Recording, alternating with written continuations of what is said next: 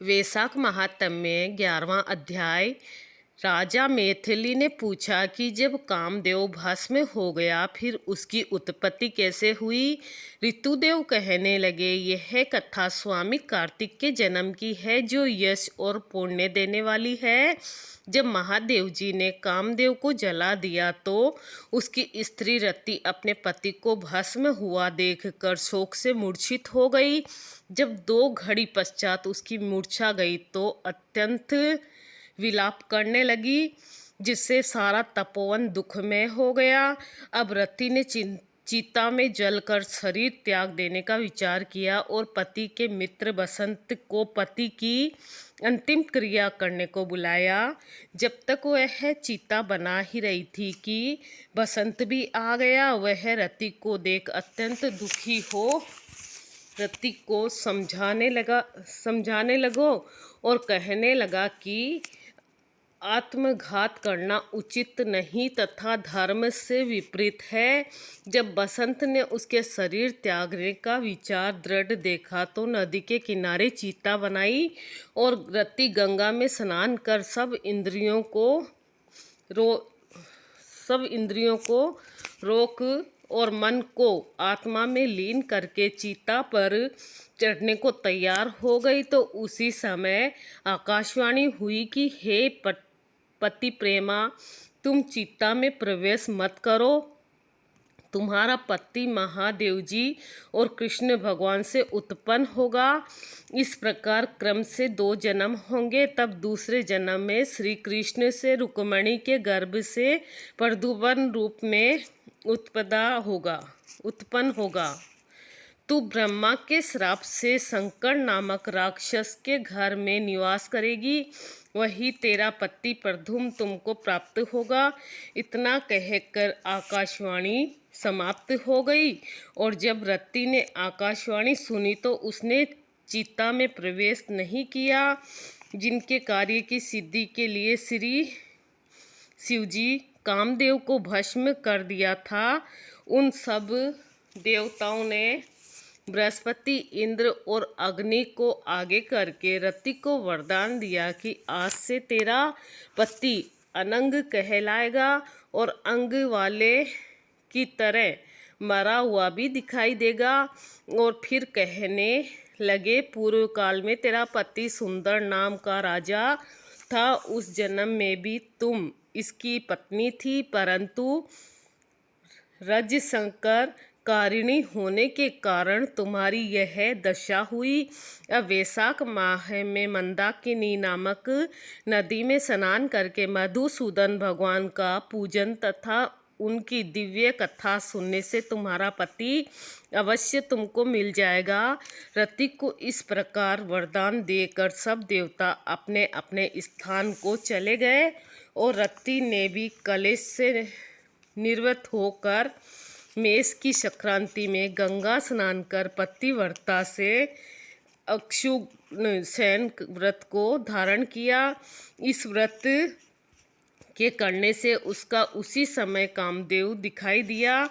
उसने वैशाख माह में कर्तव्य धर्म नहीं किया था, इस कारण परमात्मा का पुत्र होने पर भी अंगहीन हुआ। ऋतुदेव कहने लगे कि जब महादेव जी पार्वती जी के सम्मुख खड़े हुए अंतर्ध्यान हो गए तो पार्वती जी खड़ी रह गई और सोचने लगी कि अब क्या किया जाए। तब उनके पिता हिमाचल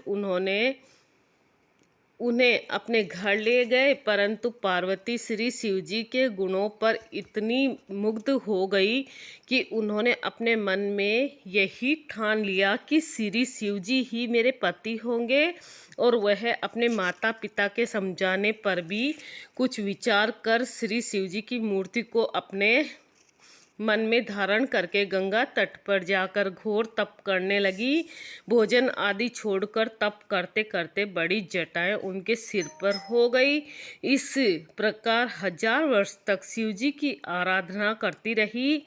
एक दिन सायकाल के समय श्री महादेव जी पार्वती जी की परीक्षा करने के लिए ब्रह्मचारी वेश धारण कर उनकी पर्णकुटी में आकर उनकी अचल भक्ति देखकर कहने लगे कि हे भद्रे, जो तुम्हारे मन में हो वरदान मांगो।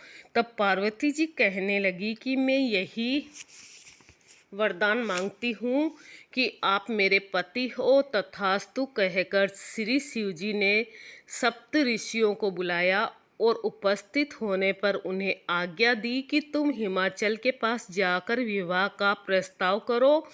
सातों ब्रह्मादि ऋषि चारों तरफ प्रकाश करते हुए आकाश मार्ग से हिमाचल को घर पहुँचे। राजा ने उनका यथोचित पूजन आदि से सत्कार किया। तब ऋषियों ने कहा कि हे राजा हिमाचल, तेरी कन्या पार्वती पहले दक्ष की कन्या सती थी, जिसने अपने पिता के यज्ञ कुंड में गिरकर अपने प्राण त्याग दिए थे। इनका परिग्रहण करने के योग्य सिवाय शिव के और कोई नहीं है, इसलिए तुम अपनी कन्या का विवाह श्री शिव जी के साथ कर दो। तब हिमाचल ने कहा कि मेरी कन्या ने तो छाल के वस्त्र पहनकर गंगा तट पर शिवजी के साथ विवाह करने के लिए अनशन व्रत धारण किया हुआ है, सो उसकी मनोकामना पूर्ण हुई। आप महादेव जी को जाकर कह दे कि मैं प्रीतिपूर्वक अपनी कन्या उनके अर्पण कर चुका, आप उसको अंगीकार कीजिए। उधर सप्त ऋषि श्री महादेव जी के पास पहुँचे और विवाह निश्चित तिथि पर लक्ष्मी आदि सब देवियों और विष्णु आदि सब देवताओं के समक्ष विवाह हुआ।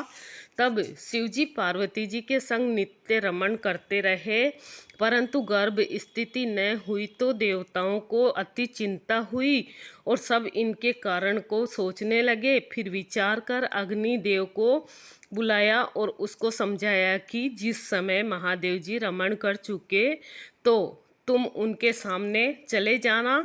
पार्वती तुमको देखकर लज्जा के मारे वहाँ से हट जाएगी और तुम शिवजी को अपनी बातों में लगा लेना और शिष्य समान बहुत से प्रसन्न करना, तथा समय लग जाने पर पार्वती जी की गर्भ स्थिति हो जाएगी। अग्नि देव ने ऐसा ही किया और रमण के समय वहाँ पहुँच जाने से पार्वती जी वस्त्रहीन होने के कारण लज्जा के मारे रमण छोड़ एक तरफ हो गई। शिवजी महाराज को ऐसे समय अग्निदेव का आना बहुत बुरा लगा और उन्होंने श्राप दिया कि मेरा वीर्य तुम्हारे मुख द्वार से तुम्हारे उदर में ग्रहण कर लिया और 10 महीने बीत जाने पर उस तेज वीर्य को गंगा जी में डाल दिया। गंगा जी भी उसको सहन न कर सकी और उसको सरकंडों में फेंक दिया और वहाँ पर उसके 6 भाग हो गए। तब ब्रह्मा जी ने 6 कृत्ताओं को भेजा। उन्होंने उन 6 भागों को जोड़ा, जिससे 6 मुख और 1 अंग जैसी आकृति का बालक बन गया। वह बहुत दिनों तक उन सरकंडों में ही पड़ा रहा। एक दिन श्री महादेव जी और पार्वती जी बेल पर चढ़े जा रहे थे कि सहसा पार्वती के स्तनों से दूध की धारा बहने लगी। तब पार्वती जी ने श्री महादेव जी से इसका कारण पूछा तो श्री महादेव जी बोले, हे देवी, मैं इसका कारण कहता हूँ। देखो, यह पास में ही तुम्हारा पुत्र पड़ा है। और फिर महादेव जी ने पिछली सारी कथा पार्वती को सुनाई और कहा कि उसी को देखकर तुम्हारे स्तनों में दूध आ गया है, क्योंकि वह तुम्हारा पुत्र है। महादेव जी की यह बात सुनकर पार्वती ने उस बालक को उठा लिया तथा अपनी गोद में बिठाकर उसको अपने स्तनों से दूध पिलाने लगी।